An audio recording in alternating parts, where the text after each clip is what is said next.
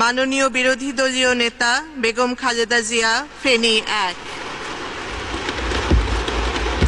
মাননীয় বিরোধী দলীয় নেতাকে তার বক্তব্য রাখার আহ্বান জানাচ্ছি।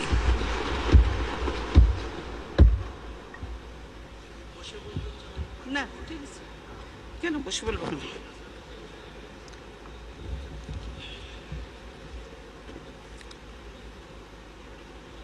বিসমিল্লাহির রহমানির রহিম। মাননীয় স্পিকার, আপনাকে ধন্যবাদ। নবম জাতীয় সংসদের সর্বশেষ বাজেট সেশন এটি। জাতীয় জীবনের এক ক্লান্তিকালে বর্তমান অধিবেশনটি চলছে।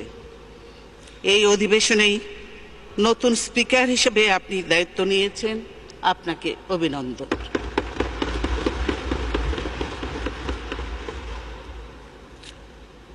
আমি আমাদের ভাষা আন্দোলন, বিভিন্ন জাতীয় সংগ্রাম ও রক্তক্ষয়ী মুক্তিযুদ্ধের বীর শহীদদের কথা শ্রদ্ধার সঙ্গে স্মরণ করছি। বাংলাদেশের রাষ্ট্রের স্থপতি, এদেশের বীর জনগণ ও জাতীয় ইতিহাসের শ্রেষ্ঠ সন্তান মুক্তিযোদ্ধাদের প্রতি গভীর কৃতজ্ঞতা জানাচ্ছি। শেরে বাংলা একে ফজলুল হক, হোসেন সঈদ সোহরাওয়ার্দী ও মরহুম শেখ মুজিবুর রহমান সহ জাতীয় নেতৃবৃন্দের প্রতি শ্রদ্ধা নিবেদন করছি।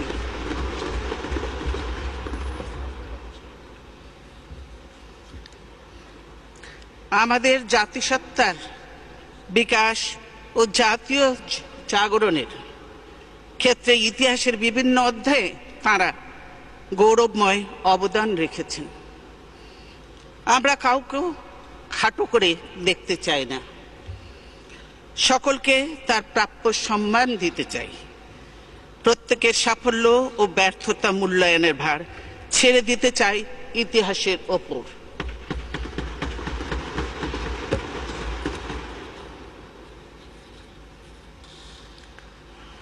আমি বাংলাদেশের গণতন্ত্রপ্রিয় জনগণের তরফ থেকে বিশেষ করে গভীর শ্রদ্ধা জানাচ্ছি স্বাধীনতার মহান ঘোষক, আধুনিক বাংলাদেশের উপকার শহীদ প্রেসিডেন্ট জিয়াউর রহমানের প্রতি।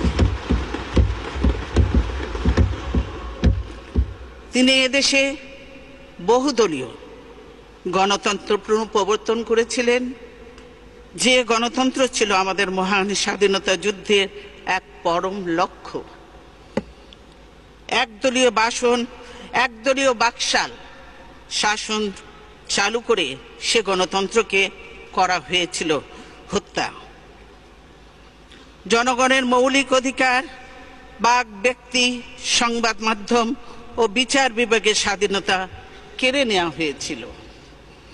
বহুদলীয় গণতন্ত্র ফিরিয়ে আনার কারণেই আজ সংসদে আমরা বিরোধী দল হিসেবে কথা বলার সুযোগ পাচ্ছি। আমি অভিনন্দন জানাই বাংলাদেশের জনগণকে। তারা দীর্ঘ সংগ্রাম করে গণতন্ত্র ফিরিয়ে এনে 1991 সালে আমাদেরকে নির্বাচিত করেছিলেন, দেশ পরিচালনার দায়িত্ব দিয়েছিলেন। আমরা দেশে সংসদীয় সরকার পদ্ধতি প্রবর্তনের সুযোগ পেয়েছিলাম, যার কারণে জাতীয় সংসদ হয়ে উঠেছিল জনগণের আশা আকাঙ্ক্ষার প্রতীক। মাননীয় স্পিকার, আমাদের দেশে বিভিন্ন প্রতিকূলতা ও বাধা বিঘ্ন সত্ত্বেও সংসদীয় রীতিনীতি অনুশীলনের একটি ঐতিহ্য গড়ে উঠেছে। এই ঐতিহ্য স্থাপনে যে সকল দক্ষ ও অভিজ্ঞ পার্লামেন্টারিয়ান ভূমিকা রেখেছেন, আমি তাদের প্রতি শ্রদ্ধা জানাই। জাতীয় সংসদে আমরা সরকারি দল এবং বিরোধী দল হিসেবে অতীতে ভূমিকা পালন করেছি। গভীর দুঃখের সঙ্গে বলতে হয়, এবারের মতো পরিবেশ আগে কখনো সৃষ্টি হয়নি। সংসদ মেঠো বক্তৃতার জায়গা নয়, কিন্তু এবার গোড়া থেকেই এই সংসদে যে ভঙ্গি ও ভাষা ব্যবহার শুরু হয়েছে, তা আমাদের জন্য চরম লজ্জার বিষয়। সরকারি দলের দায়িত্বশীল সদস্যরা, মন্ত্রীবর্গ, এমনকি সংসদ নেতা পর্যন্ত বিরোধী দল ও আমাদের জাতীয় নেতৃবৃন্দ সম্পর্কে কুরুচিপূর্ণ ভাষায় যেসব নোংরা ইঙ্গিত করে আসছেন, তাতে রুচিশীল মানুষ মর্মাহত। শহীদ প্রেসিডেন্ট জিয়াউর রহমানের, আমার পরিবারের সদস্যদের এবং বিরোধী দলের নেতাদের সম্পর্কে যেসব উক্তি করা হয়েছে তা শোনারও অযোগ্য। এ ধরনের বক্তব্য শুনে আমরা অভ্যস্ত নই। এসব কুৎসিত বক্তব্যের জবাব দেওয়া আমার রুচিবোধ ও পারিবারিক শিক্ষার বিরোধী। সে কারণেই আমরা এবারের এই সংসদ কার্যক্রমে অংশ নিতে বিব্রত ও লজ্জাবোধ করি।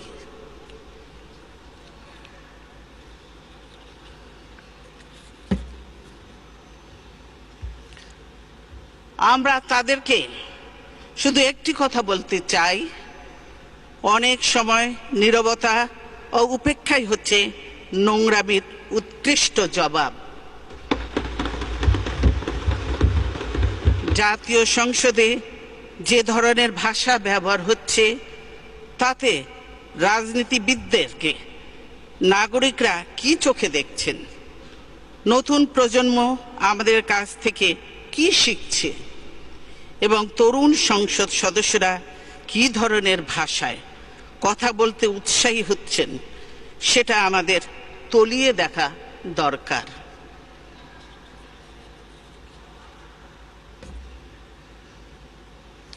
আমরা যদি গণতন্ত্রকে টিকিয়ে রাখতে চাই, সংসদীয় রীতিনীতি অক্ষুণ্ণ রাখতে চাই, তাহলে এই সংসদের পরিবেশ এতটা কুলসিত কেন হলো? সে প্রশ্নের জবাব খুঁজে বের করতেই হবে। কেবল দুদিকের নবীন সদস্যদের দোষারোপ করে, তাদেরকে ভৎসনা করে, কেবল তাদের কথা এক্সপাঞ্জ করে কোনো লাভ হবে না।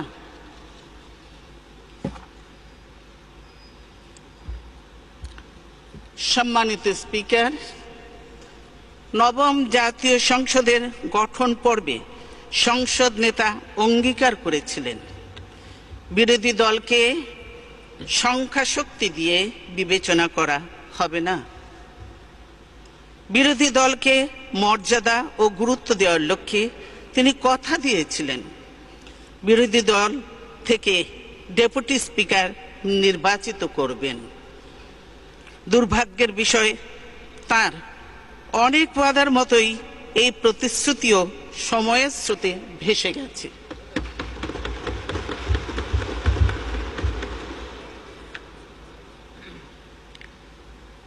জাতীয় সংসদের ভেতরে এবং বাইরে বিরোধী দলের সঙ্গে গত 4.5 বছরে কি আচরণ করা হয়েছে তা এদেশের ইতিহাসের এক কালো অধ্যায় হয়ে থাকবে। এসব কারণে বিগত বাজেট অধিবেশনগুলোতে আমরা অংশগ্রহণ না করলেও জনগণের প্রতি দায়িত্ববোধ থেকে আমরা প্রতিবারই সংসদের বাইরে আমাদের বাজেট ভাবনা উপস্থাপন করেছি, যা মিডিয়া ও সুধী মহলে সমাদৃত হয়েছে। জাতীয় অর্থনীতি সম্পর্কে দেশবাসী আমাদের অবস্থান জানতে পেরেছে। আচ্ছা, আমি তো চশমাটা দিইনি।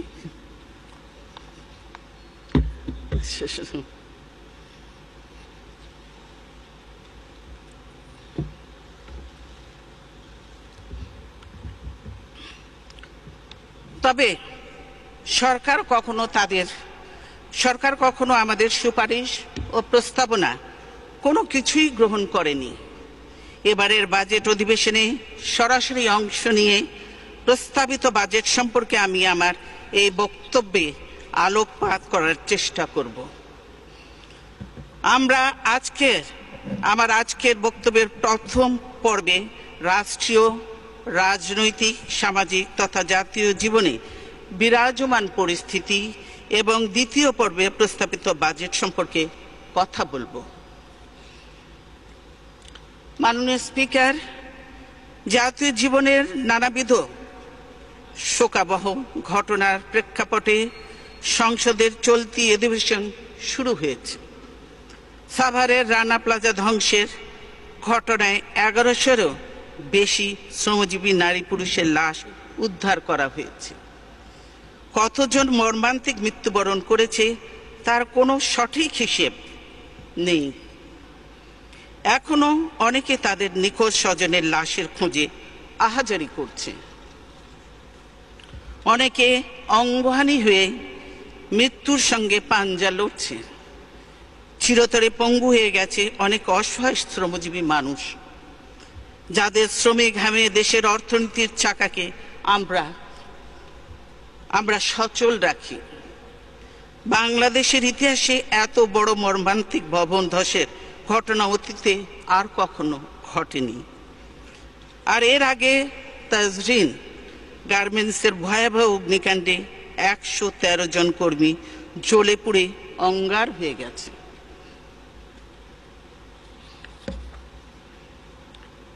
যারা শোচনীয়ভাবে প্রাণ হারিয়েছে, আমি তাদের আত্মার মাগফিরাত কামনা করছি। শোক সন্তপ্ত পরিবারের সদস্যদের প্রতি গভীর সমবেদনা জানাচ্ছি। যারা আহত হয়েছেন, বিকলাঙ্গ হয়েছেন, তাদের দ্রুত আরোগ্য কামনা করি। বিধ্বস্ত রানা প্লাজা থেকে শ্রমিকদের উদ্ধার করতে গিয়ে 2 জন নাগরিক জীবন দিয়েছেন। তাদের স্মৃতির প্রতি গভীর শ্রদ্ধা জানাচ্ছি।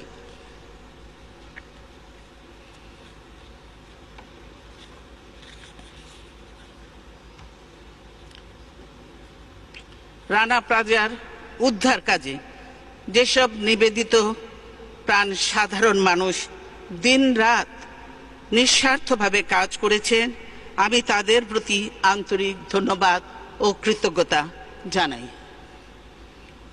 সামরিক বাহিনী, ফায়ার সার্ভিস সহ রাষ্ট্রীয় প্রতিষ্ঠানের যেসব কর্মী উদ্ধার তৎপরতায় অক্লান্ত পরিশ্রম করেছেন, তাদেরকেও জানাই আন্তরিক মোবারকবাদ।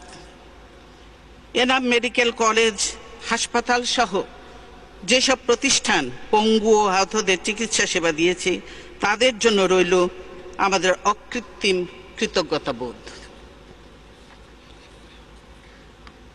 ধারাবাহিক কয়েকটি মর্মান্তিক দুর্ঘটনার ফলে পোশাক কারখানার কর্মীদের জীবন মান ও সমস্যার প্রতি দেশে বিদেশে সকলের নজর পড়েছে। ইতিমধ্যে আমাদের জন্য একটা বড় দুঃসংবাদ এসেছে। মার্কিন যুক্তরাষ্ট্র বাংলাদেশের জন্য জিএসপি সুবিধা সাময়িকভাবে স্থগিত করেছে। কাজেই বিষয়টি আর খাটো করে দেখার কোনো অবকাশ নেই।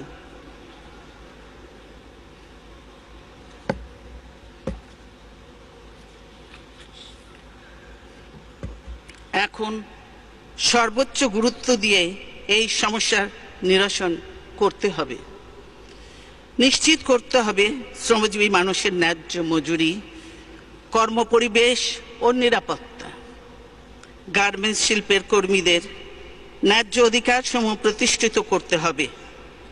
গার্মেন্টস খাতে সাধন করতে হবে প্রয়োজনীয় সংস্কার।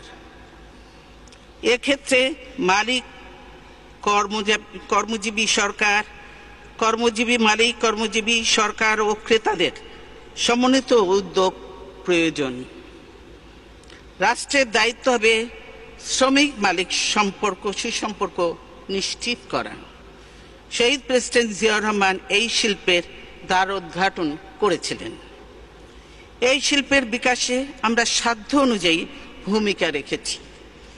বিকাশমান এই শিল্প যখন কর্মসংস্থান ও বৈদেশিক মুদ্রা অর্জনের মাধ্যমে জাতীয় অর্থনীতিতে বিরাট অবদান রাখছে,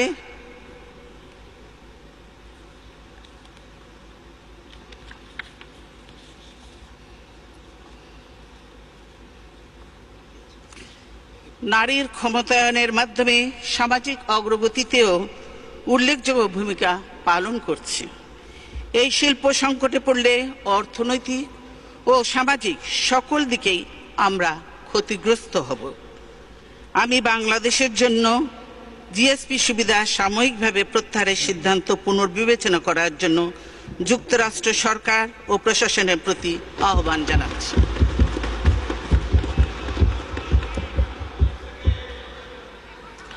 সেই সঙ্গে ইউরোপিয়ান ইউনিয়ন ভুক্ত বিভিন্ন দেশ, জাপান, কানাডা, বিভিন্ন বন্ধু রাষ্ট্রের প্রতি আমার আবেদন থাকবে, তারা যেন যুক্তরাষ্ট্রের এই সিদ্ধান্ত অনুসরণ না করেন। কারণ যে শ্রমজীবী মানুষের স্বার্থ রক্ষার নামে এই কঠোর সিদ্ধান্ত, তা প্রকৃতপক্ষে তাদেরকেই ক্ষতিগ্রস্ত করবে।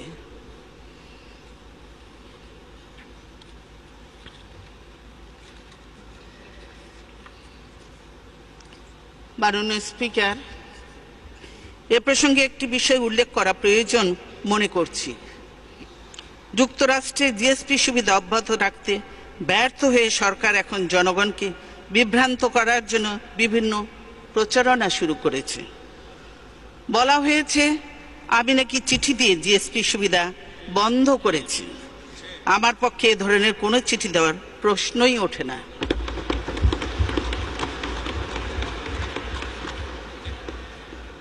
এটা আমার চিঠি নয়। আমরা দেখাতে পারি, প্রমাণ দেখাতে পারি। আমি দেখাতে পারি প্রমাণ। কেউ কেউ বিদেশি একটি পত্রিকার, শোনেন কথা শোনেন, কেউ কেউ বিদেশি একটি পত্রিকায় আমার নামে প্রচারিত একটি লেখার কথা বলেছে।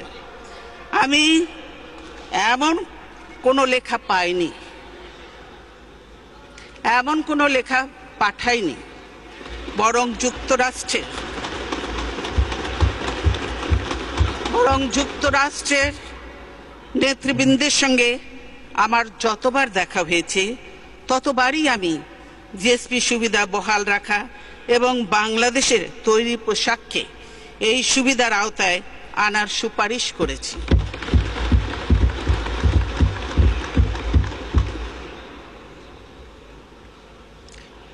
কালকে ইত্তেফাকে খবরটি ছিল এবং নিচে লেখা ছিল ছোট করে, আপনারা দেখেছেন যে দেশের রানা প্লাজা, কর্মপরিবেশ এবং আমিনুল হক হত্যার জন্য এই আপনাদের জিএসপি বন্ধ হয়েছে। আমি আমাদের রেডিমেড গার্মেন্টস সহ সকল রপ্তানি পণ্যকে যুক্তরাষ্ট্রের বাজারে শুল্কমুক্ত প্রবেশাধিকার দেওয়ার জন্য আবারও জোরালো আহ্বান জানাচ্ছি। সরকারের উদ্দেশ্যে বলবো, নিজেদের ব্যর্থতার দায়ভার অন্যের উপর চাপিয়ে লাভ নেই। দেশবাসী জানেন বাংলাদেশে সাহায্য বন্ধ করার আবেদন জানিয়ে কারা বিদেশে চিঠি লিখেছিলেন, কারা বাংলাদেশকে ব্যর্থ রাষ্ট্র বলে বিদেশে জাতীয় স্বার্থবিরোধী প্রচারণা চালিয়েছে। আজ এই স্পর্শকাতর সময়ে তাই এসব প্রচারণা বন্ধ করা দরকার। তবে আমাদের সকলকে একথাও মনে রাখতে হবে যে বাংলাদেশ কোনো বিচ্ছিন্ন দ্বীপ নয়। বিশ্বের বিভিন্ন দেশ এখন পরস্পরের উপর নির্ভরশীল। কাজেই আমাদের দেশের আভ্যন্তরীণ ঘটনাবলীর দিকে দুনিয়ার কেউই চোখ বন্ধ করে থাকে না। জনাব স্পিকার, রাজধানীর মতিঝিল এলাকার শাপলা চত্বরে হেফাজতে ইসলামের ব্যানারে অবস্থানরত আলেম ওলেমা, মাদ্রাসার ছাত্র, শিক্ষক ও ধর্মপ্রাণ মানুষদের বিতাড়িত করতে গত 5 মে দিবাগত গভীর রাত্রে যে যৌথ অভিযান পরিচালনা করা হয় তা আমাদের জাতীয় জীবনে এক গভীর ক্ষতের সৃষ্টি করেছে।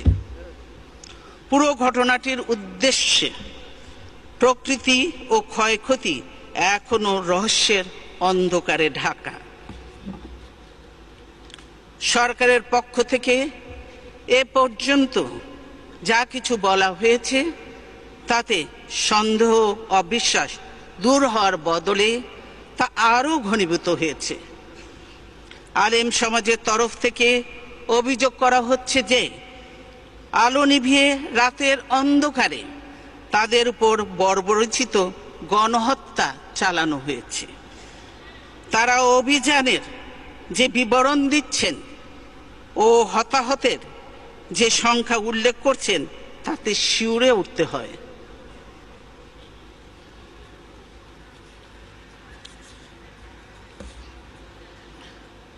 দুর্ভাগ্যের বিষয়, ধর্মপ্রাণ মানুষের মনে সৃষ্ট গভীর বেদনাবোধ নিরসনের কোনো চেষ্টা সরকার করছে না, বরং প্রধানমন্ত্রী, বিভিন্ন মন্ত্রী ও সরকারি দলের নেতারা নানা ধরনের উপহাস, পরিহাস ও ব্যঙ্গ বিদ্রুপাত্মক মন্তব্য করে চলেছেন।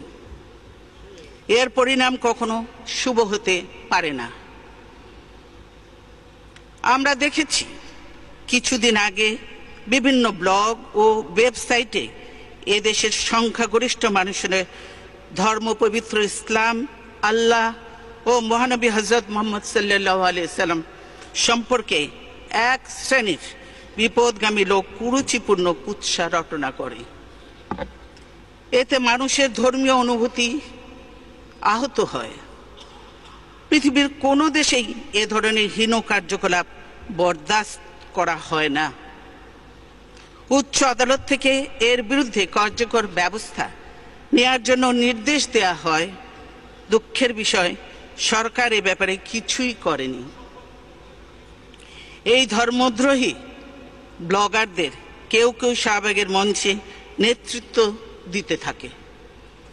সমাবেশের প্রতি সরকারের আনুকূল্য, সার্বিক সহযোগিতা ধর্মপ্রাণ মানুষের মধ্যে ক্ষোভের সঞ্চার করে। তাদের মধ্যে এই ধারণা সৃষ্টি হয় যে সরকার ধর্মদ্রোহী ব্লগারদের পক্ষ নিয়েছে। সরকারের সমর্থন ও আশকারাতেই এই ধর্মদ্রোহীরা মানুষের ধর্মীয় অনুভূতিকে আহত করার সুযোগ পাচ্ছে। এই পটভূমিতেই আলেম সম্প্রদায় ও কওমি মাদ্রাসার শিক্ষক ছাত্রদের সমন্বয়ে গঠিত হেফাজতে ইসলাম নামের অরাজনৈতিক সংগঠনটি শান্তিপূর্ণভাবে প্রতিবাদ জানাতে শুরু করে। এই সংগঠনটির নেতাদের সঙ্গে আমরা সরকারের মন্ত্রী ও নেতাদের বিভিন্ন সময়ে বৈঠক, দেন দরবার ও আলোচনা করতে দেখেছি। 6 এপ্রিল হেফাজতে ইসলামের ঢাকা অভিমুখী লং মার্চ ও শাপলা চত্বরে সমাবেশ কর্মসূচি শান্তিপূর্ণভাবে পালনের জন্য স্বরাষ্ট্রমন্ত্রী তাদেরকে অভিনন্দন জানায়। তিনি তাদের 13 দফা দাবিও বিবেচনার আশ্বাস দিয়েছিলেন। 5 মে হেফাজতে ইসলামের কর্মসূচির দুদিন আগে 3 মে সন্ধ্যায় প্রধানমন্ত্রী কেবল এই সংগঠনের বিষয়ে এক সংবাদ সম্মেলন করেন। তিনি বলেন, হেফাজতের 13 দফা দাবির অনেকগুলো বাস্তবায়ন করা আছে। বাকি দাবিগুলোর মধ্যে যেগুলো যৌক্তিক সেগুলো নিয়েও আলোচনা হবে। এরপর হঠাৎ করে কি ঘটল তা আজও রহস্যই হয়ে আছে। হেফাজত অনেক আগেই 5 মে ঢাকা অবরোধের কর্মসূচি ঘোষণা করেছিল। 5 তারিখ সেই কর্মসূচি পালনের পর তারা সরকারের অনুমতি নিয়ে ঢাকায় সমাবেশ করতে আসে। এই আসার পথেই নগরীর কয়েকটি পয়েন্টে তারা সরকারি দলের লোকদের বাধার মুখে পড়ে। সরকার সমর্থক সন্ত্রাসী ও আইন শৃঙ্খলা বাহিনীর যৌথ হামলায় অনেকেই হতাহত হয়। সরকারি সূত্রে শাপলা চত্বরের বাইরে মোট 11 জন নিহত হওয়ার কথা স্বীকার করা হয়েছে। সরকারি দলের এই ক্যাডারদের আগে থেকেই কেন জড়ো করে রাখা হয়েছিল তার জবাব পাওয়া যায়নি। শাপলা চত্বরে হেফাজতের মূল সমাবেশ শান্তিপূর্ণ হলেও গুলিস্তান, বায়তুল মোকাররম, বিজয়নগর এলাকায় সংঘর্ষ ও নাশকতামূলক তৎপরতা চলে। সেখানে পবিত্র কোরআন শরীফ সহ বিভিন্ন ধর্মীয় গ্রন্থ পোড়ানো হয়। যানবাহনে আগুন দেয়া হয়, বিভিন্ন প্রতিষ্ঠানে ভাঙচুর ও লুটতরাজ করা হয়।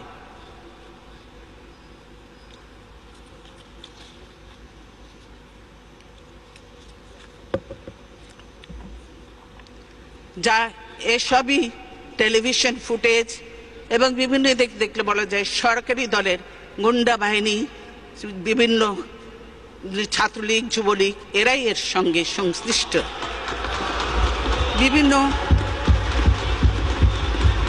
বিভিন্ন বেসরকারি টিভি চ্যানেলে, সরকারি টিভি চ্যানেলে সরাসরি সম্প্রচারিত ভিডিও ফুটেজ আওয়ামী লীগের বিভিন্ন সহযোগী সংগঠনের পদবি বেশ কয়েকজনকে এসব সন্ত্রাসী তৎপরতায় নেতৃত্ব দিতে দেখা যায়। আপনারাও দেখেছেন। উদ্ধত আগ্নেয়াস্ত্র হাতে তাদের হামলার চিত্র বিভিন্ন জাতীয় দৈনিকেও প্রকাশিত হয়েছে। অথচ 5 মে বিকেলে আওয়ামী লীগের সাধারণ সম্পাদক ও মন্ত্রী সৈয়দ আশরাফ এক সংবাদ সম্মেলনে ওই সন্ত্রাসী তৎপরতার জন্য হেফাজতে ইসলামকেই দায়ী করেন। তিনি তাদেরকে রাজাকার আল বদরদের নতুন প্রজন্ম বলে উল্লেখ করে অবিলম্বে ঢাকা ছাড়ার নির্দেশ দেন। অন্যথায় হেফাজত ইসলামকে গর্তে ঢুকিয়ে দেওয়ার হুমকি দেন তিনি। সৈয়দ আশরাফ বলেন, হেফাজতকে দমন করতে আওয়ামী লীগই যথেষ্ট।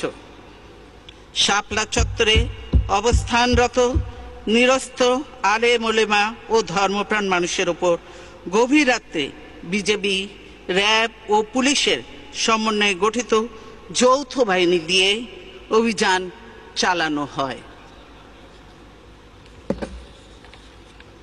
সরকারের তরফ থেকে দাবি করা হয়েছে ওই অভিযানে কোনো প্রাণঘাতী অস্ত্র ব্যবহার করা হয়নি। বলা হচ্ছে একটি গুলিও ছোড়া হয়নি। অথচ সংবাদপত্রে প্রকাশিত খবরে জানা যায় যে সেদিন প্রায় 1.5 লক্ষাধিক গোলা বারুদ ব্যবহার করা হয়েছে। হেফাজত দমনে আইন শৃঙ্খলা বাহিনীর 7,500-এরও বেশি সদস্য সরাসরি অংশ নেয়। মানবাধিকার সংস্থা অধিকার তাদের এক সাম্প্রতিক রিপোর্টে বলেছে যে এ পর্যন্ত 61 জন নিহত হওয়ার তথ্য পাওয়া গেছে। বিদেশি বিভিন্ন সংবাদ মাধ্যমেও অভিযানে অনেকের হতাহত হবার খবর প্রচার হয়েছে। সামাজিক যোগাযোগ মাধ্যমেও ভয়াবহ সব ভিডিও চিত্র দেখা যাচ্ছে। আহত ও নিহতের সংখ্যা যাই হোক না কেন, এই ঘটনায় সরকারের বিশ্বাসযোগ্যতা সম্পূর্ণ ধ্বংস হয়ে গেছে। কারণ শাপলা চত্বরের অভিযান সরাসরি সম্প্রচারের কারণে সরকার তাৎক্ষণিকভাবে 2টি প্রাইভেট টিভি চ্যানেল বন্ধ করে দেয়। তারা এমন ভীতিকর পরিবেশ সৃষ্টি করে যে দেশের কোনো সংবাদ মাধ্যম অভিযানের প্রকৃত চিত্র তুলে ধরতে ব্যর্থ হয়। একই সঙ্গে সারা রাজধানী জুড়ে জারি করা হয় 144 ধারা। শাপলা চত্বরের অভিযানের পর অনেকেই এখনো ফিরে যায়নি, অনেক নিখোঁজ রয়েছেন। মসজিদ মাদ্রাসাগুলোতে ভীতিকর পরিবেশ বিরাজ করছে। নাম সব আপনাদের কাছেই আছে। এই ঘটনায় আমাদের জাতীয় জীবনে যে বিরল ফাটল সৃষ্টি হয়েছে, কার্যকর পদক্ষেপের মাধ্যমে তার নিরসন ঘটাতে না পারলে জাতীয় ঐক্য ও সংহতি মারাত্মকভাবে ক্ষতিগ্রস্ত হবে। অথচ দুঃখের বিষয়, দেশের বিভিন্ন এলাকায় এখনো আলেম ওলেমা ও মাদ্রাসা ছাত্র শিক্ষকদের বিরুদ্ধে নানা ধরনের মামলা দিয়ে অহেতুক হয়রানি করা হচ্ছে। আমরা এই অপরিণামদর্শিতারও আশু অবসান চাই। সংঘাত ও বল প্রয়োগ নয়, বরং আলোচনার মাধ্যমে সমাজের বিরাজমান দ্বন্দ্ব ও দাবি নিরসনের জন্য বারবার আন্তর্জাতিক মহল থেকে সরকারের প্রতি আহ্বান জানানো হচ্ছে। সরকার তাতে সাড়া না দিয়ে বিরোধিতার জবাব দিচ্ছে রক্তক্ষয়ী পথে, হত্যা ও নির্যাতনের মাধ্যমে। শাপলা চত্বর অভিযানের পর সুষ্ঠু, নিরপেক্ষ ও স্বাধীন তদন্তের জন্য দেশি বিদেশি মহল থেকে দাবি ওঠা সত্ত্বেও সরকার তা মানছে না। এই হঠকারিতার পথ পরিহারের জন্য আমি আহ্বান জানাই। মাননীয় স্পিকার, একের পর এক দুর্ঘটনা ও দুর্যোগের ফলে জাতি যখন আড়ষ্ট ও বিমূঢ়, তখন দু একটি সুসংবাদ স্বস্তি ও আনন্দ বয়ে আনে। শান্তিতে নোবেল বিজয়ী বাংলাদেশের সন্তান ডক্টর মোহাম্মদ ইউনূস সম্প্রতি যুক্তরাষ্ট্রের সর্বোচ্চ রাষ্ট্রীয় সম্মাননা ইউএস কংগ্রেশনাল অ্যাওয়ার্ড এ ভূষিত হয়েছেন। এই জন্য জাতি হিসাবে আমরা গর্বিত। ডক্টর ইউনূসকেও জানাই আন্তরিক অভিনন্দন। তবে স্বদেশে তিনি যেভাবে নিগ্রহের শিকার হচ্ছেন তা সত্যিই দুঃখজনক। তার মেধা, শ্রমে ঘামে প্রতিষ্ঠিত গ্রামীণ ব্যাংকও আজ হুমকির মুখে। সরকার নিয়োজিত কমিশন নোবেল বিজয়ী প্রতিষ্ঠান গ্রামীণ ব্যাংককে ভেঙে 19 টুকরো করার সুপারিশ করেছে। আমরা এতে স্তম্ভিত। এ ধরনের সিদ্ধান্ত গ্রামীণ ব্যাংককে ধ্বংস করে ফেলবে। ক্ষুদ্র ঋণের মাধ্যমে নারীর ক্ষমতায়নে এই ব্যাংক গুরুত্বপূর্ণ ভূমিকা পালন করে চলেছে। সেই প্রতিষ্ঠান ধ্বংসের উদ্দেশ্যে প্রতিশোধমূলক চক্রান্ত বন্ধের জন্য আমি সরকারের প্রতি আহ্বান জানাচ্ছি। আমরা এর তীব্র বিরোধিতা করছি। দেশের মানুষ এ ধরনের হীন কার্যকলাপ মেনে নেবে না। একটা প্রতিষ্ঠান ভেঙে ফেলা, ধ্বংস করা খুবই সহজ, কিন্তু এ ধরনের একটি প্রতিষ্ঠান গড়ে তোলা অনেক কঠিন ও শ্রমসাধ্য কাজ। গ্রামীণ ব্যাংকের ওপর রাষ্ট্রীয় কর্তৃত্ব আরোপের অপচেষ্টা চলছে। আমরা এরও তীব্র বিরোধিতা করি। রাষ্ট্রায়ত্ত ব্যাংকগুলো লুটপাট করে সরকার যে অবস্থা করেছে, তারা কি গ্রামীণ ব্যাংকেও সেই অবস্থায় নিয়ে যেতে চায়? আমরা ডক্টর ইউনূসের সমর্থনে এবং গ্রামীণ ব্যাংকের পক্ষে আমাদের দৃঢ় অবস্থানের কথা ব্যক্ত করছি।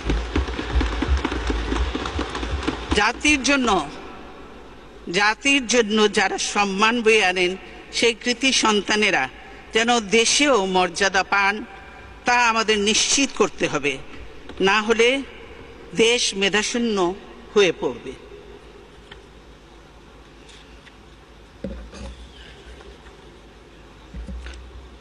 মাননীয় স্পিকার, বাংলাদেশের মানুষ গণতন্ত্রের জন্য দীর্ঘ সংগ্রামের ইতিহাস সৃষ্টি করেছে, কিন্তু কার্যত দেশ থেকে গণতন্ত্র এখন নির্বাসিত।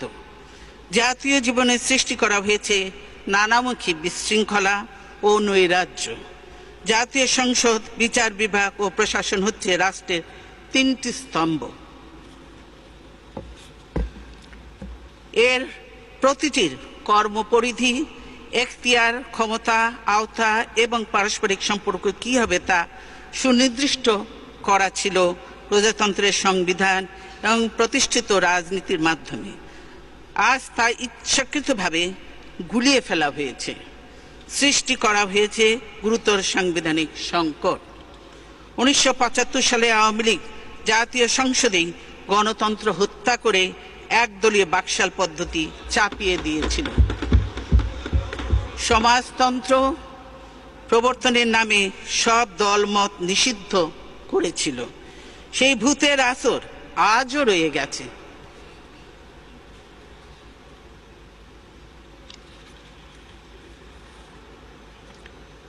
আওয়ামী লীগ আজও ভিন্ন মত সহ্য করতে পারে না, বিরোধী দলকে মেনে নিতে পারে না। তাই বিরোধীদের নিয়মতান্ত্রিক ও শান্তিপূর্ণ কর্মসূচিতে দলীয় ক্যাডার ও আইন শৃঙ্খলা বাহিনীর মাধ্যমে বাধা দেওয়ার পুরনো অভ্যাস তারা ছাড়তে পারেনি। কিছুদিন আগে স্বরাষ্ট্রমন্ত্রীর মৌখিক নির্দেশে রাজধানীর ঢাকায় সভা সমাবেশ নিষিদ্ধ করা হয়। সংবিধানে বর্ণিত সভা সমাবেশ ও মত প্রকাশের মৌলিক অধিকার অস্বীকার করে অলিখিত জরুরি অবস্থা জারি করা হয়। মানববন্ধনের মতো শান্তিপূর্ণ কর্মসূচিও নিষিদ্ধ ঘোষণা করা হয়। শুধু তাই নয়, বিএনপি বাংলাদেশের বৃহত্তম রাজনৈতিক দল। বিএনপির লিফলেট, পোস্টার ছাপা ও বিতরণের কাজে পর্যন্ত পুলিশ দিয়ে বাধা দেয়া হয়েছে। ছাপাখানায় অভিযান চালিয়ে আমাদের প্রচারপত্র জব্দ করা হয়েছে। এটাই কি গণতন্ত্রের নমুনা? মাননীয় স্পিকার, আপনি নিশ্চয়ই অবগত আছেন, গত 11 মার্চ আমাদের কেন্দ্রীয় কার্যালয়ের সামনে সমাবেশ চলাকালে আচমকা বোমা ফাটিয়ে সভাটি পণ্ড করে দেয়া হয়। মঞ্চে উপবিষ্ট নেতৃবৃন্দের উপর নির্বিচারে গুলি চালানো হয়। আমাদের কয়েকজন সিনিয়র নেতা সহ অনেকে গুরুতর আহত হয়। বিএনপির স্থায়ী কমিটির সদস্য নজরুল ইসলাম খানের শরীর গুলিতে ক্ষত বিক্ষত হয়। বিদেশে জটিল অপারেশন করে মাথা থেকে গুলির স্প্লিন্টার বের করতে হয়েছে। তার দেহে এখনো বেশ কিছু স্প্লিন্টার রয়ে গেছে। পুলিশের গুলি বর্ষণের পর দলের নেতাকর্মীরা নয়াপল্টনের কেন্দ্রীয় কার্যালয়ে আশ্রয় নিলে পুলিশ অফিসের ভিতরে ঢুকে তাদের উপর হামলা চালায়। এতে বহু নেতাকর্মী আহত হন। পুলিশ সেদিন আমাদের কার্যালয় থেকে 154 জন নেতাকর্মীকে গ্রেফতার করে। পুলিশের গ্রেফতারি অভিযান থেকে আমাদের পার্টির ভারপ্রাপ্ত মহাসচিব মির্জা ফখরুল ইসলাম আলমগীরও রেহাই পাননি। তারা বিএনপি অফিসের কম্পিউটার, মূল্যবান দলিলপত্র তছনছ করে এবং টাকা পয়সা সহ রেকর্ডপত্র ছিনিয়ে নিয়ে যায়। বিএনপির কার্যালয়ের বিভিন্ন রুমের দরজা পুলিশ কিভাবে শাবল দিয়ে ভেঙে নেতাকর্মীদের আটক করেছে সে দৃশ্য টেলিভিশনের পর্দায় দেশবাসী দেখেছেন। একটি প্রধান রাজনৈতিক দলের প্রধান কার্যালয়ে এই ধ্বংসলীলা চালানোর চিত্র এদেশের ইতিহাসে এক চরম বর্বরতার নজির হয়ে থাকবে। পুলিশ এখানেই ক্ষান্ত হয়নি। সকলকে বের করে দিয়ে পুলিশ আমাদের কার্যালয়ে ককটেল রেখে মিডিয়া ডেকে ককটেল উদ্ধারের নাটক করে। তারপর আমাদের নেতাকর্মীদের বিরুদ্ধে বানোয়াট মিথ্যা মামলা দায়ের করা হয়। পুলিশকে এভাবে রাজনৈতিক নিপীড়নের হাতিয়ার করলে রাজনৈতিক নেতাকর্মীদের বিরুদ্ধে এভাবে মিথ্যা মামলা দায়েরে উৎসাহিত করলে দেশ পুলিশি রাষ্ট্রে পরিণত হয়। এতে গণতন্ত্রই হুমকির মুখে পড়ে। আমাদের দলের ভারপ্রাপ্ত মহাসচিবের বিরুদ্ধে সিটি কর্পোরেশনের ময়লার গাড়ি পোড়ানো ও সচিবালয়ে বোমা হামলা চালাবার মতো হাস্যকর অভিযোগ এনে মামলা করা হয়েছে। এসব মামলায় তাকে বারবার গ্রেফতার করা হচ্ছে।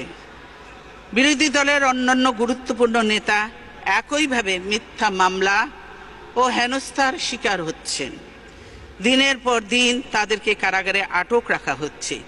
সারা দেশে আমাদের 4 লাখেরও বেশি নেতাকর্মীর বিরুদ্ধে হয়রানিমূলক মিথ্যে মামলা রুজু করা হয়েছে। কারাগারগুলোতে ধারণ ক্ষমতার কয়েক গুণ বেশি বন্দীকে ঠাসাঠাসি করে রাখা হয়েছে। এর বিপরীত চিত্রও দেশবাসী দেখতে পাচ্ছে। সরকারি দলের নেতাদের বিরুদ্ধে দায়ের করা অতীতের মামলাগুলো তুলে নেওয়া হচ্ছে। প্রকাশ্যে খুন, সন্ত্রাস, চাঁদাবাজি, লুটপাটের মতো গুরুতর অপরাধ করেও সরকারি দলের লোকদের বিরুদ্ধে মামলা হচ্ছে না, তাদের গ্রেফতার করতে পুলিশ সাহস পাচ্ছে না। উপরন্তু সরকারি দলের ফাঁসির দণ্ডপ্রাপ্ত আসামিকে পর্যন্ত ক্ষমা করে জেল থেকে ছেড়ে দেওয়া হচ্ছে। নামকরা সন্ত্রাসী, খুনি, দাগীদেরও জেল থেকে মুক্তি দেয়া হচ্ছে। অর্থাৎ বাংলাদেশের আইন এখন আর স্বাভাবিক গতিতে চলতে পারছে না। সরকারের ইচ্ছায় আইনের দু ধরনের প্রয়োগ হচ্ছে, সরকারি দলের জন্য একরকম এবং বিরোধী দল ও সাধারণ মানুষের জন্য অন্যরকম। বিচারের ক্ষেত্রেও একই কথা প্রযোজ্য। দেশ থেকে সুশাসন আজ সম্পূর্ণভাবে নির্বাসিত হয়েছে। মাননীয় স্পিকার, জনগণকে নিয়ে যখন আমরা রাজপথে শান্তিপূর্ণ মিছিল করি, আওয়ামী লীগ তখন দলীয় সশস্ত্র ক্যাডার লেলিয়ে দেয় এবং পুলিশ, র্যাব, দাঙ্গা পুলিশ ও বিজিবি জলকামান, টিয়ার গ্যাস, বোমা ও সাউন্ড গ্রেনেড ব্যবহার করে। তারা বৃষ্টির মতো গুলিবর্ষণ করে আমাদের গণতান্ত্রিক আন্দোলনকে স্তব্ধ করতে চায়। আন্তর্জাতিক সংবাদ মাধ্যমেও আমাদের উপর এসব নগ্ন হামলার খবর বহুলভাবে প্রচারিত হয়েছে। কয়েক মাস আগে পুলিশের গুলিতে 2 শতাধিক মানুষ নিহত হয়েছে। সরকারি দলের সশস্ত্র সন্ত্রাসীরা আইন শৃঙ্খলা বাহিনীর ছত্রছায়ায় বিরোধী দলীয় অসংখ্য ঘর বাড়িতে অগ্নিসংযোগ করেছে, বাড়িঘর, দোকানপাট লুটপাট করেছে। বর্তমান সরকারের আমলে কেবলমাত্র গ্রেফতার ও জেল জুলুমই নয়, গ্রেফতারকৃত বন্দীদের পুলিশ রিমান্ডে নিয়ে অকথ্য ও নিষ্ঠুর শারীরিক নির্যাতন চালানো হচ্ছে। প্রায় প্রতিটি মামলায় আদালত পুলিশের আবেদনক্রমে দীর্ঘ সময়ের জন্য রিমান্ড মঞ্জুর করছে। রিমান্ডকালীন সময়ে বন্দীর প্রতি আচরণের উচ্চ আদালতের নির্দেশনা অমান্য করা হচ্ছে। অনেকেই রিমান্ড অবস্থায় জীবন সংকটে পড়েছেন।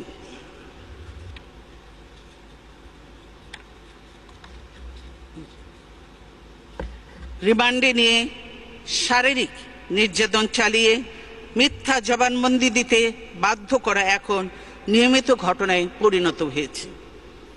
কথিত জবানবন্দি ও তদন্তে প্রাপ্ত তথ্যের নামে আইন শৃঙ্খলা বাহিনীর সদস্যদের দিয়ে বিরোধী দলের বিরুদ্ধে ভিত্তির নানা অপপ্রচার চালানো হচ্ছে। এ অবস্থা কোনো সভ্য দেশ সে মেনে নেওয়া যায় না। মাননীয় স্পিকার, বর্তমান সরকারের আমলে রাজনৈতিক নেতৃবৃন্দকে ডান্ডা বেড়ি পরিয়ে আদালতে হাজির করা হচ্ছে। আপনারা নিশ্চয়ই জানেন যে কোনো ধরনের দুর্ধর্ষ ফৌজদারি অপরাধীদের বিরুদ্ধে ডান্ডা বেড়ির বিধান প্রয়োগ করা হয়ে থাকে, কিন্তু সরকারি নির্দেশে সমস্ত সভ্যতার সীমা লঙ্ঘন করে সম্মানিত রাজনৈতিক নেতৃবৃন্দকে ডান্ডা বেড়ি পরিয়ে চরমভাবে অপমানিত ও লাঞ্ছিত করা হচ্ছে।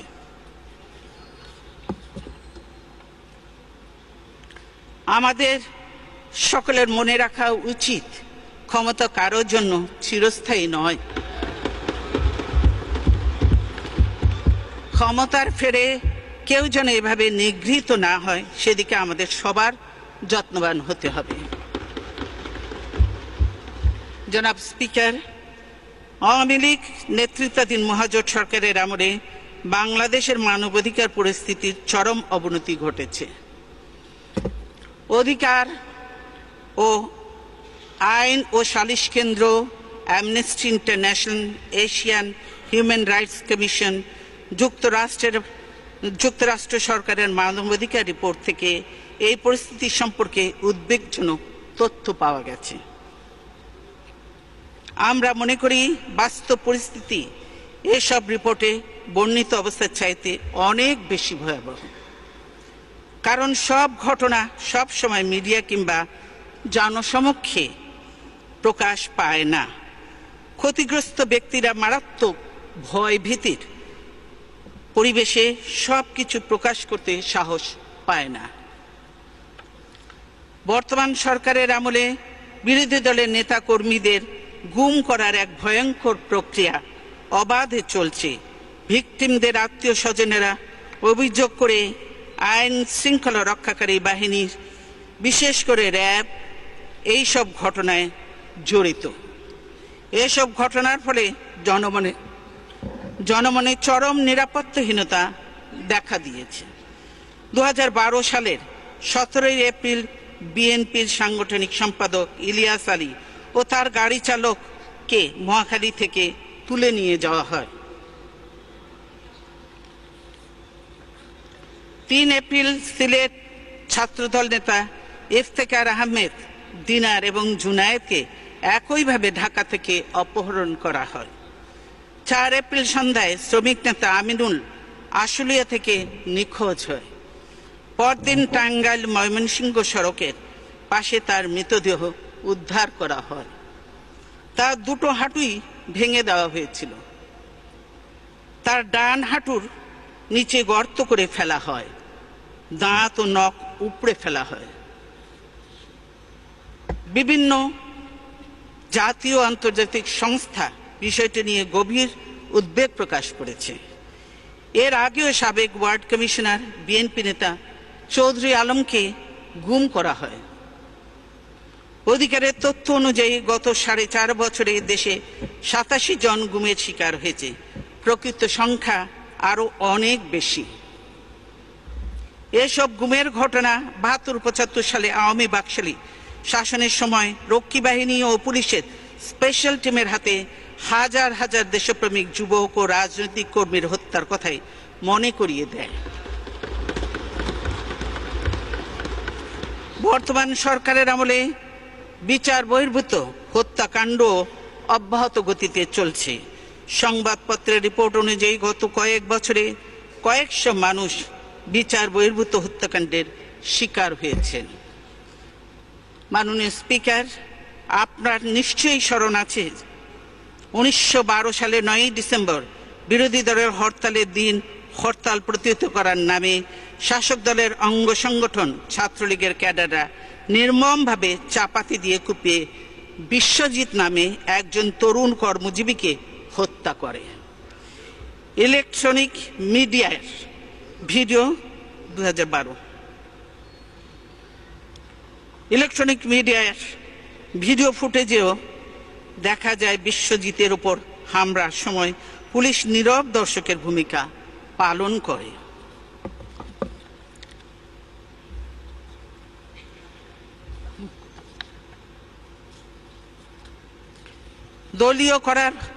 দলীয়করণ করার ফলে পুলিশ পেশাগত নিয়ম নীতি ও শৃঙ্খলার কথা পুরোপুরি বিস্তৃত হয়ে গেছে। আমরা গুরুতর বিভিন্ন অপরাধ দমনে র্যাব গঠন করেছিলাম। বিরোধী দল দমনের কাজে নিষ্ঠুরভাবে অপব্যবহার করে সেই বাহিনীর সুনাম ও মর্যাদা নষ্ট করে ফেলা হয়েছে। বর্তমান সরকারের আমলে বাংলাদেশে গ্রেফতার বাণিজ্য নামে একটি বিষয়ের ব্যাপক প্রসার ঘটেছে। কোথাও কোনো সংঘর্ষের ঘটনা ঘটলে পুলিশ কিছু লোকের নাম দিয়ে বাকি হাজার হাজার অজ্ঞাতনামা লোককে আসামি করে মামলা দায়ের করে। এরপর গ্রেফতারের ভয় দেখিয়ে বিভিন্ন লোকের কাছ থেকে বিপুল অঙ্কের অর্থ আদায় করা হচ্ছে। এটা এখন ওপেন সিক্রেট। এই গ্রেফতার বাণিজ্য বন্ধ করতে হবে। নিরপরাধ কোনো মানুষ যাতে অহেতুক হয়রানির শিকার না হয় এবং পুলিশ বাহিনীর সততা ও শৃঙ্খলা যেন পুরোপুরি ভেঙে না পড়ে, তার জন্য এটা বন্ধ করতে হবে। আমি কথা বলেছি যে এই কারণে যে পুলিশ বাহিনীর কতিপয় সদস্যদের মধ্যে নৈতিক স্খলন এখন গুরুতর এক অশনি সংকেতের পর্যায়ে পৌঁছেছে। সরকার পুলিশ বাহিনীকে যথেচ্ছভাবে বিরোধী দলের বিরুদ্ধে দমন পীড়নে ব্যবহার করে চলেছে। ফলে পুলিশের কোনো সদস্য বেপরোয়া হয়ে উঠেছে। জাতীয় সংসদে বিরোধী দলীয় চিফ হুইপ জয়নাল আবেদিন ফারুককে দৈহিক নির্যাতন করার কারণেই একজন পুলিশ অফিসারকে মেডেল দেওয়া হয়েছে। সেম। স্বরাষ্ট্রমন্ত্রী নিজেই সে কথা বলেছেন। এ ধরনের ঘটনায় পুলিশ অন্যায় আচরণে উৎসাহী হয়, এটাই স্বাভাবিক। মাননীয় স্পিকার, বর্তমান সরকারের আমলে কোনো ধর্মের মানুষেরই জান মাল ও উপাসনালয়ের নিরাপত্তা নেই। 2012 সালের 29 সেপ্টেম্বর একটি উস্কানিমূলক ঘটনাকে কেন্দ্র করে রামু মুখিয়া ও টেকনাফে 70টি বৌদ্ধ মন্দির পোড়ানো ও লুটতরাজ করা হয়। এছাড়াও 27টি বৌদ্ধ বাড়ি সম্পূর্ণভাবে এবং 77টি বৌদ্ধ বাড়ি আংশিকভাবে পোড়ানো হয়। পুলিশ ও স্থানীয় প্রশাসন ঘটনা প্রতিরোধে কোনো উদ্যোগ গ্রহণ করেনি, যদিও পুরো ঘটনাটি তাদের চোখের সামনেই ঘটেছিল। 21 মার্চ সাতক্ষীরায় ফতেপুর গ্রামে 60টি হিন্দু পরিবারের উপর হামলা চালানো হয়। তাদের বাসস্থান লুট করার পর সেগুলো জ্বালিয়ে দেওয়া হয়। এছাড়াও দেশের বিভিন্ন স্থানে হিন্দু সম্প্রদায়ের মন্দির ও ঘরবাড়িতে হামলা, অগ্নিসংযোগের ঘটনা ঘটলেও সরকার তার কোনো প্রতিকার করেনি, কারণ সরকারি দলের লোকেরাই এসব হামলায় জড়িত বলে ভিকটিমরা অভিযোগ করেছেন। মাননীয় স্পিকার, গণতন্ত্রের জন্য মুক্ত গণমাধ্যম ও স্বাধীন সাংবাদিকতা অপরিহার্য। সে কারণেই সংবাদ মাধ্যমকে গণতান্ত্রিক রাষ্ট্রে ফোর্থ স্টেট হিসাবে গুরুত্ব দেওয়া হয়ে থাকে। কিন্তু বাংলাদেশে এখন সংবাদ মাধ্যম ও সাংবাদিকতা শৃঙ্খলিত। সাংবাদিকদের উপর সহিংসতা ভয়াবহ রূপ নিয়েছে। সংবাদপত্র থেকে জানা যায়, গত 4.5 বছরে সারা দেশে সহস্রাধিক সাংবাদিক নির্যাতিত হয়েছে। আইন শৃঙ্খলা রক্ষাকারী বাহিনীর সদস্য, সন্ত্রাসী ও সরকারি দলের নেতাকর্মীদের হাতে তারা নির্যাতিত হয়েছেন। নিহত হয়েছেন 16 জন সাংবাদিক। গ্রেপ্তার, হামলা ও হুমকি শিকার হয়েছেন অনেকেই। সাংবাদিক দম্পতি সাগরুণী হত্যাকাণ্ডের রহস্য আজও উদ্ঘাটিত হয়নি। 2012 সালের 11 ফেব্রুয়ারি তারা নিজ বাসগৃহে নৃশংসভাবে খুন হন। স্বরাষ্ট্রমন্ত্রী এবং ঊর্ধ্বতন পুলিশ কর্মকর্তারা অপরাধীর শাস্তির প্রতিশ্রুতি দিলেও আজ পর্যন্ত রহস্য উদ্ঘাটিত হয়নি। গত মাসে আমার দেশ পত্রিকার ছাপাখানা সিলগালা করে বন্ধ করে দেয়া হয়। এর ফলে পত্রিকাটির মুদ্রিত আকারে প্রকাশ করা সম্ভব হচ্ছে না। আমার দেশে কর্মরত সাংবাদিক কর্মচারীরা অনিশ্চিত জীবনযাপন করছে। আমার দেশ পত্রিকার সম্পাদক মাহমুদুর রহমানকেও গ্রেফতার করে রিমান্ডে নিয়ে নির্যাতন করা হয়েছে। সাহসী সম্পাদক মাহমুদুর রহমান সরকারের দমন পীড়ন ও দুর্নীতি অনিয়মের বিরুদ্ধে সোচ্চার ছিলেন বলেই তার উপর এই নির্যাতন। দৈনিক আমার দেশ পত্রিকা স্কাইপি কেলেঙ্কারি ফাঁস করে দিয়ে বিচারের নামে প্রহসনের চিত্র তুলে ধরার কারণেই পত্রিকাটি সরকারি রোষানলের শিকার হয়েছে। অথচ এই কেলেঙ্কারির দায় নিয়ে একজন বিচারক আইসিটি থেকে পদত্যাগ করতে বাধ্য হয়েছেন। দেশের জাতীয় দৈনিক সময়ের সম্পাদকবৃন্দ এক যুক্ত বিবৃতিতে আমার দেশের পুনঃপ্রকাশ এবং সম্পাদক মাহমুদুর রহমানের মুক্তি দাবি করেছেন। আমরাও তাঁদের সঙ্গে একমত পোষণ করি। অবিলম্বে আমার দেশ পুনঃপ্রকাশের বাধা অপসারণ ও মাহমুদুর রহমানকে মুক্তি দেওয়ার দাবি করছি। একই সময় সরকার দুটি জনপ্রিয় ইলেকট্রনিক মিডিয়া দিগন্ত টিভি ও ইসলামিক টিভি চ্যানেল বন্ধ করে দেয়। এই চ্যানেল দুটি মতিঝিলে শাপলা চত্বরে হেফাজতে ইসলামের সমাবেশ লাইভ টেলিকাস্ট করছিল। সেই সরাসরি সম্প্রচারের উপর সরকারের কোনো নিষেধাজ্ঞাও ছিল না। এর আগে সরকারের চ্যানেল 1 বন্ধ করে দিয়েছে। যমুনা টিভি সম্প্রচারের অনুমতি বাতিল করা হয়েছে। আমরা এই চ্যানেলগুলো পুনরায় চালু করে দেওয়ার আহ্বান জানাচ্ছি।